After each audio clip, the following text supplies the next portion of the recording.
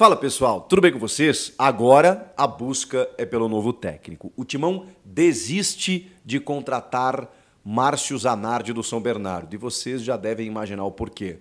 Eu vou te explicar, tem um problema no regulamento, aquela coisa toda. E outros nomes estão sendo cotados. O Cuca seria um deles? Quais outros nomes estão sendo especulados nesse momento? Eu vou te trazer tudo nesse vídeo. Chega mais, eu sou o Chico Garcia, inscreva-se no canal e vamos juntos!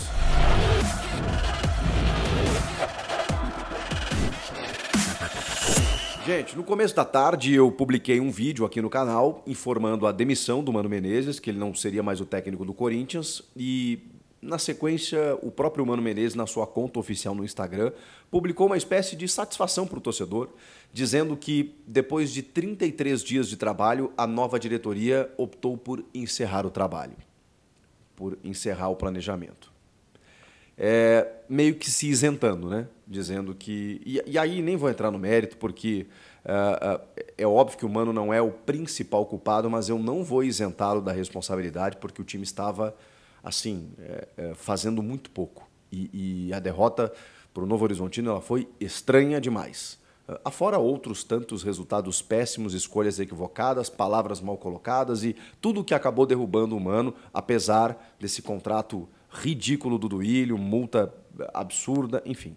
O Mano já é passado, não é mais o técnico do Corinthians. Depois disso, o Márcio Zanardi, técnico do São Bernardo, havia sido contatado pelo Corinthians. E o Zanardi, pelas informações que eu obtive durante a tarde, chegou a se despedir do elenco do Bernô, do São Bernardo, onde ele estava havia 3 anos, um projeto sólido, com alguns títulos, né, nas divisões de acesso do Campeonato Paulista, Copa Independência, Copa Paulista, Série A2, com um trabalho consolidado mesmo, mas a grande chance da carreira deste jovem treinador, que inclusive já trabalhou no Corinthians, inclusive com Augusto Melo, no Sub-17 do clube, tem um tempo isso. Então, até pela relação com Augusto, ele estaria sendo reconduzido para comandar o time nesse momento. E a informação é que o Corinthians descobriu, ao contatar o Zanardi, depois do Zanardi já ter se despedido dos jogadores do São Bernardo, descobriu que o regulamento do Campeonato Paulista não permitia que um treinador treinasse 2 equipes na mesma competição. Pois bem, isso dificultou muito as coisas. Chegou a se especular que talvez um técnico do Sub-20, como é o Danilo, um técnico do Sub-17, que foi anunciado recentemente agora, um novo profissional, pudesse estar à frente do clube durante o Campeonato Paulista. Muito difícil, né, gente? Porque se você contrata, vou fazer uma figura aqui, com todo respeito aos análises, tá? Que eu acho até que seria uma boa escolha se ela fosse efetivada agora, meio que numa ideia de copiar o que o São Paulo fez com o Carpini, mas um pouco diferente, né? Porque o Carpini já tinha um currículo de Série B com Juventude, já estava num estágio um pouco avançado. Mas ok, o Zanardi é um dos bons técnicos que a gente viu surgir aí nos últimos tempos, especialmente aqui no Paulistão. Eu penso assim, se você contrata o José Mourinho e ele te diz que só pode desembarcar aqui na metade do ano, tudo bem você seguir até lá e esperar pelo Mourinho com um Danilo, com um técnico, com auxiliar interino, enfim, tudo bem. Agora, para esperar pelo Zanardi, na minha opinião, não faz muito sentido.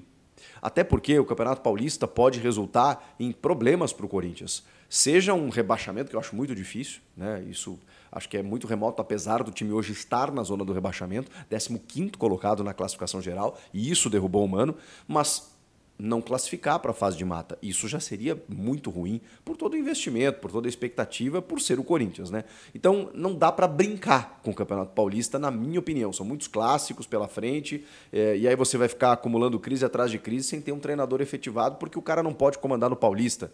Não. E nesse momento é a única competição que o Corinthians tem, a não ser no final de fevereiro aí, os jogos, ou o jogo, né? O jogo único nessa primeira fase, contra o Cianorte pela Copa do Brasil. E aí o Zanardi poderia comandar o time. Bom, depois disso, o clube decidiu não avançar com o Zanardi, que vai ficar no São Bernardo. E aí o Corinthians se voltou para o mercado novamente. O Thiago Kozlowski, que foi contratado no início da temporada, na gestão Augusto Melo, para ser um auxiliar técnico permanente da comissão técnica do clube, ele comandou a atividade nessa segunda-feira e está preparando o time para enfrentar o Santos no clássico de quarta-feira. Se ele vai ser o técnico, a gente não sabe, Mas provavelmente, se até lá não houver a definição de um novo comandante, se ele não conseguir a tempo treinar o time, o Thiago Kozlowski vai ser o treinador. Thiago Kozlowski, que treinou o Coritiba na temporada passada. Coritiba, que acabou rebaixado, mas o Kozlowski estava à frente do clube até meados de novembro, quando ele foi demitido, e aí o Guto Ferreira foi contratado lá para tocar o final da temporada do Coritiba. O Kozlowski, pelo menos, tem uma rodagem, né? Já foi treinador de um clube na Série A e tudo mais, e sabe o que fazer, mas como um auxiliar, como um interino. Então, nesse momento, é o Kozlowski que está comandando a parada. Enquanto isso, o clube se volta para o mercado na busca de um novo profissional. O Thiago Salazar, da Gazeta Esportiva, soltou uma bomba no início da noite, dizendo que o Cuca seria o nome preferido para substituir o Mano Menezes. O Cuca, que, enfim, não preciso nem dizer ou contextualizar o nome do Cuca, né? Todo mundo sabe que ele, inclusive, treinou o Corinthians por 2 jogos na gestão do Willian no ano passado, mas por conta da sua condenação por um caso de violência sexual lá na Suíça em 87, ele, digamos, sofreu uma pressão muito grande a ponto dele pedir para sair. E a partir dali, o Cuca começou uma cruzada para tentar provar a sua inocência, mesmo que tenha havido uma condenação, ele estava tentando provar a sua inocência para que ele pudesse voltar a trabalhar, porque desde que o caso veio à tona, ele começou a ter dificuldades pelos clubes onde ele passava. E o Corinthians, como tem uma bandeira do respeito às minas e das causas sociais, isso é muito caro, né? Isso é muito forte no Corinthians. Pois bem, o Cuca conseguiu, através do seu departamento jurídico, uma assessoria jurídica que ele contratou, por falta, né, de elementos e até pela prescrição do crime, a sua, digamos, anulação dessa condenação, o que permite ao Cuca estar livre juridicamente, estar livre pela justiça. Ele não tem nenhum impeditivo legal para trabalhar, e acho que nem tinha antes. A grande questão é moral, e eu nem vou entrar no mérito aqui. A questão é, diante dessa informação, eu não sei se ela é originalmente do Salazar e não sei se outra pessoa, me perdoem, outro jornalista, cogitou o nome do Cuca. Eu fui numa fonte dentro do Corinthians e recebi a seguinte mensagem: não. Aí eu insisti. Tem algum problema? É a questão, né, da polêmica? E aí eu recebi a seguinte mensagem, entre aspas: não precisamos disso agora. Abre aspas, não precisamos disso agora, fecha aspas. Então a pessoa de dentro do clube me confirmou que não será o Cuca, não está sendo cogitado e que, pelo que eu entendi, o clube não quer comprar essa briga, porque sabe que é um nome que dividiria a torcida. Muitos vão achar legal, e pelo potencial que o Cuca tem por ser um bom técnico. Outros vão achar que não tem porquê você mexer nesse vespeiro de novo, causar todo aquele alvoroço que foi pelo Cuca ter estado aqui no ano passado, e eu nem sei se o Cuca gostaria de voltar a trabalhar no Corinthians. Acho que ele vai voltar a trabalhar, mas eu não sei se no Corinthians por tudo que aconteceu. Enfim, descartem, pelo menos nessa primeira informação que eu obtive, Cuca, por enquanto, no Corinthians, tá bom? Outros nomes estão sendo especulados e colocados por alguns portais. Agora, não dá para cravar necessariamente que seja um desses nomes aqui que o Corinthians vá contratar, mas eu vou colocar a situação de cada um deles para que a gente possa avaliar. Luiz Zubeldia está sem clube, argentino, 43 anos, que foi especulado no São Paulo agora, não só especulado, né? O São Paulo tentou entrevistá-lo dentro de várias entrevistas que o clube fez para substituir o Dorival Júnior. Entre essas entrevistas, o Paulo Pesolano, que está no Real Valladolid, né, o clube do Ronaldo, na Série B da Espanha, e o Thiago Carpini. O Zubeldia não topou dar entrevista, ele queria uma proposta. Ele não queria ser entrevistado. E aí o Muricy Ramalho meio que se irritou com isso, eles recuaram e foram no Carpini, onde eles gostaram muito da conversa, né, do atual técnico do São Paulo e campeão da Supercopa. O Zubeldia, né, não quis saber. Ele é jovem, ele é campeão da última Copa Sul-Americana pela LDU e ele eliminou o São Paulo na semifinal e bateu o Fortaleza do Vojvoda na final. Esse é o Zubeldia. Ele tem números bem interessantes, tá? Ele tem 71 jogos, 40 vitórias, 22 empates e apenas 9 derrotas. Em 71 jogos ele tem apenas 9 derrotas. É um técnico com números muito bons já tem um título continental no currículo e quem acompanhou os jogos, né, seja contra o Fortaleza ou contra o São Paulo, o time dele jogava muita bola. Um perde-pressiona muito bom, muito rápido, muito dinâmico. Esse era o time da LDU. Assim, gente, você precisa de peças muitas vezes para jogar dessa maneira, mas é assim que gostava de jogar o argentino Luiz Zubeldia. Outro nome especulado é mais um gringo, né? A partir de agora só gringos, tá? Brasileiros realmente não tem nenhum na lista, até onde eu saiba, com exceção do Cuca, que foi cogitado aí, que eu já falei para vocês. O Gabriel Milito, ele é argentino também tem 43 anos, também está desempregado e estava no Argentinos Júniors. Ele comandou uma vitória, uma supremacia do seu clube argentino, porque o Argentinos Júnior estava no grupo do Corinthians na primeira fase, quando o Corinthians não passa dessa fase de grupos e aí acaba caindo na Sul-Americana na temporada passada, jogando muita bola, inclusive. Deu muito trabalho para o Corinthians, mas ele já passou também pelo Estudiantes e pelo Independiente. É um técnico meio doidão, tá? Os números dele não são tão bons na carreira, assim. Ele tem quase 300 jogos, 246 na verdade, 107 vitórias, 59 empates e 80 derrotas. O aproveitamento dele não é tão bom.